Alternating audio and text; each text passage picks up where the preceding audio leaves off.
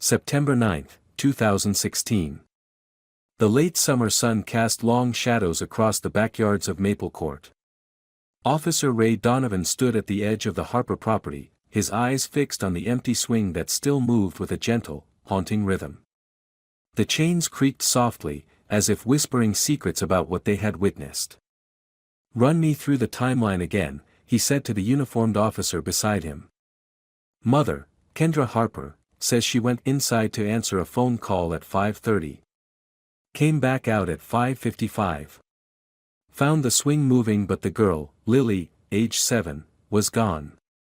The young officer shifted uncomfortably. No signs of struggle. Back gate still latched from the inside. No screams reported by any neighbors. Donovan nodded slowly, his weathered face betraying nothing of the unease growing in his gut. 25 years on the force, the last 12 in missing persons, had taught him that the simpler a disappearance looked, the more complex it usually was. Inside the house, Kendra Harper sat rigid on the edge of the sofa, her fingers twisting a tissue into a tight spiral. Her eyes were red but dry, as if she'd run out of tears. "Mrs. Harper," Donovan began, settling into the armchair across from her. "Can you tell me exactly what happened this afternoon?" His voice was gentle but firm. "I've told everyone already," she said, her voice hollow. "I went inside to answer the phone. My sister, she's been going through a difficult divorce. I was only gone for 20 minutes, maybe less." She looked up suddenly, her eyes wide. "I could see her from the kitchen window. I glanced out multiple times while on the call. She was on the swing, then." Her voice cracked. "Then I went back outside, and she was gone."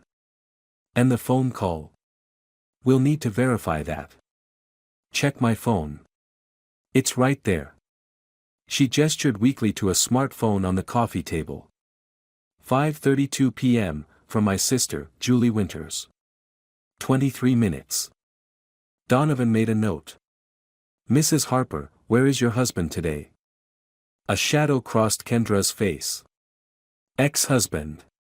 We're separated. Not legally yet, but we've been living apart for 3 months. Aaron has weekend visitation, but this isn't his weekend." She hesitated. "He came by last night, wanting to see Lily.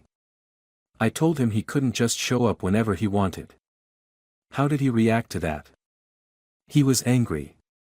Said I couldn't keep his daughter from him." Her fingers resumed their nervous shredding of the tissue.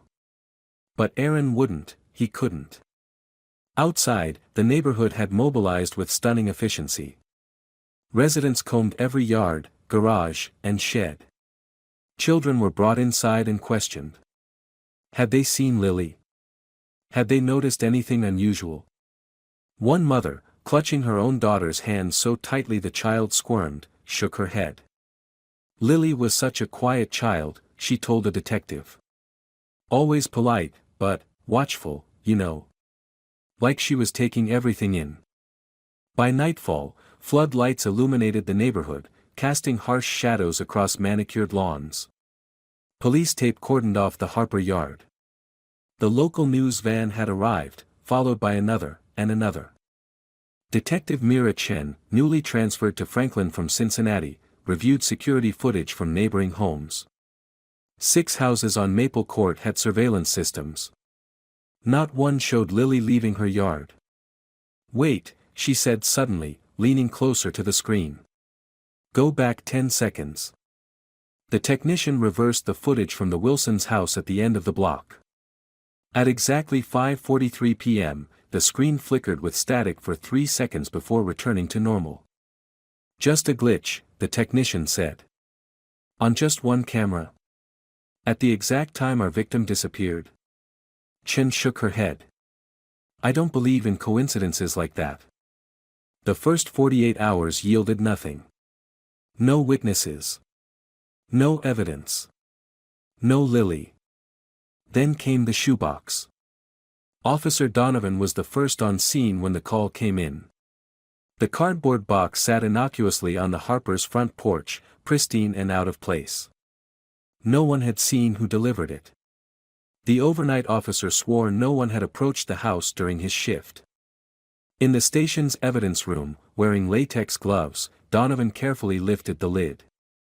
Inside lay a child's sneaker, pink with purple laces, small enough to fit in his palm. Beneath it, a crayon drawing of a house, clearly done by a child. The yellow house had a red door and a swing set in the back. In the corner, written in purple crayon, was the name Lily. And beneath everything, a note penned in black marker. She shouldn't have been left outside. The forensics team found nothing. No fingerprints. No fibers. No DNA. It was as if the box had materialized out of thin air. That evening, as footage from Kendra Harper's tearful plea for her daughter's return played on every local channel, Detective Chen sat in her small apartment reviewing the case files. Something about Aaron Harper bothered her. His initial statement had been brief, almost rehearsed. He claimed to have been hiking alone in Sycamore Creek Park at the time of the disappearance, no witnesses, no electronic trail to confirm his whereabouts. Chen pulled up his social media profiles, scrolling through sparse posts. Aaron worked as an IT consultant, specializing in network security. A detail caught her eye: he'd been laid off 3 months earlier, right around the time of the separation.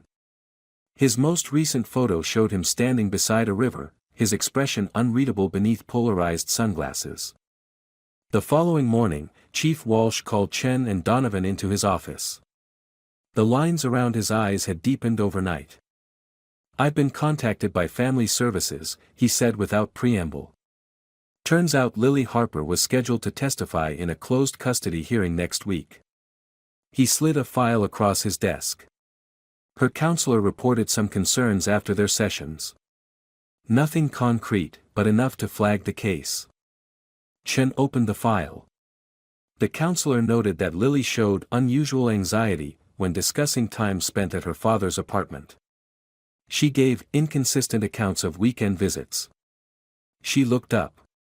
No allegations of physical abuse, but the counselor was concerned about emotional manipulation. "That's motive," Donovan said quietly. "It's circumstantial," Walsh cautioned. "But bring him in again. Dig deeper." Aaron Harper sat in the interview room, his posture rigid, eyes fixed on the table. He'd lost weight since his driver's license photo had been taken, his cheekbones more prominent beneath sallow skin. "You came to see Lily the night before she disappeared," Chen began, watching his face for any reaction. "Why that particular night?" "I missed my daughter," he replied flatly. "Kendra has been limiting my access since we separated." "The separation that happened after you lost your job?" His jaw tightened. "That had nothing to do with it." "Really?" "Because financial strain is one of the leading causes of marital breakdown." "That, and secrets." Chen leaned forward. "What were you keeping from your wife, Mr. Harper?" "Nothing." "Then why was Lily seeing a counselor? Why was she afraid to talk about time spent with you?" Aaron's eyes flashed. "Kids get confused during separations. They say things they think adults want to hear. Kendra poisoned her against me." "Where's your daughter, Mr. Harper?" "I don't know." His voice cracked. "I would never hurt Lily. Never." "No one said anything about hurting her," Donovan interjected quietly from the corner. "Just about taking her." Outside the interview room, Chen shook her head. "He's hiding something, but I'm not convinced it's kidnapping. His distress seems genuine." "Abusers can be good actors," Donovan countered. "True. Let's keep digging." The media frenzy intensified. Reporters camped outside the Harper home. National networks picked up the story. #FindLily trended on social media. And through it all, Aaron Harper retreated further into himself, refusing interviews, his lawyer issuing brief statements about his client's innocence and ongoing cooperation with authorities. Kendra moved in with her sister, unable to bear the empty house with its constantly ringing phone and the swing that sometimes moved in the breeze. Journalists noted her brother-in-law's protective presence during her rare public appearances, the way he shielded her from cameras and intrusive questions. 1 month after Lily's disappearance, Hank Weber was cleaning out an abandoned RV behind his storage facility. The 73-year-old retired postal worker had purchased the property 6 months earlier, intending to expand his business. The dilapidated vehicle had been an unwelcome surprise, its registration expired, its owner untraceable. "Thought I might salvage some parts," he later told Detective Chen. "Was checking under the sink when I found it taped there." It was a Polaroid photograph showing a little girl sitting on a narrow cot. She had blonde hair in messy braids and wore a blue t-shirt. In her arms was a plush rabbit, worn with age. The girl was smiling at the camera, but her eyes were red-rimmed, as if she'd been crying. The girl was Lily Harper. Forensics confirmed the photo's authenticity. Analysis of light and shadows suggested it had been taken in the RV. The stuffed rabbit was not one Kendra recognized among her daughter's toys. Chen and Donovan walked through the RV, now sealed as a crime scene. The space was claustrophobic, with peeling laminate surfaces and the lingering smell of cigarettes. "Someone lived here recently," Chen observed, pointing to a half-empty packet of beef jerky. "Expiration date is last week. But the RV's been here for months," according to Weber. Donovan crouched to examine scratch marks on the floor. "These look fresh." Tracing the RV's history proved frustrating. The vehicle identification number led to a man named Thomas Grady, who had died of a heart attack 2 months earlier. His ex-wife claimed he'd sold the RV years ago to some guy at a campground. The license plate was registered to a car that had been scrapped in 2012. Dead end. Meanwhile, Aaron Harper lawyered up completely and stopped cooperating. His attorney issued a statement claiming harassment and tunnel vision by investigators. Cell phone records, finally obtained via warrant, showed his phone had indeed been off during Lily's disappearance, but had been active at a gas station 30 miles from Franklin just 1 hour before. He could have made it back in time, Chen argued during a case review. Or he could have left his phone there deliberately, as misdirection, Donovan countered. Chief Walsh sighed heavily. "We're spinning our wheels. The trail's gone cold." And it had. Leads dwindled. Tips dried up. The media moved on to fresher tragedies. The search for Lily Harper became another open case collecting dust. A year passed. The Harper house went on the market, selling below asking price to a young couple unaware of its history until a neighbor's casual comment about "that poor little girl" sent them searching online. They kept the house but tore down the swing set. Their German shepherd refused to go near the back fence, barking frantically whenever approached until they finally stopped using the yard altogether. Kendra moved to her sister's town, her eyes permanently shadowed. Aaron disappeared from Franklin, his apartment vacated with no forwarding address. Detective Chen, promoted to the Major Crimes Unit, kept a copy of Lily's file. Sometimes, on quiet nights, she would review her notes, searching for something, anything, she might have missed. And every September 9th, someone left a single crayon on the gate of the former Harper home. Always red. Always broken in half. The new owners would find it in the morning, discard it with a shudder, and avoid mentioning it to each other for the rest of the day. 3 years after Lily's disappearance, Donovan, now retired, received a call from Chen. "Aaron Harper was arrested in Nevada yesterday," she said without preamble. "Drunk driving. Gave a false name, but fingerprints matched. Bring him back," Donovan said immediately. "That's just it, he's gone.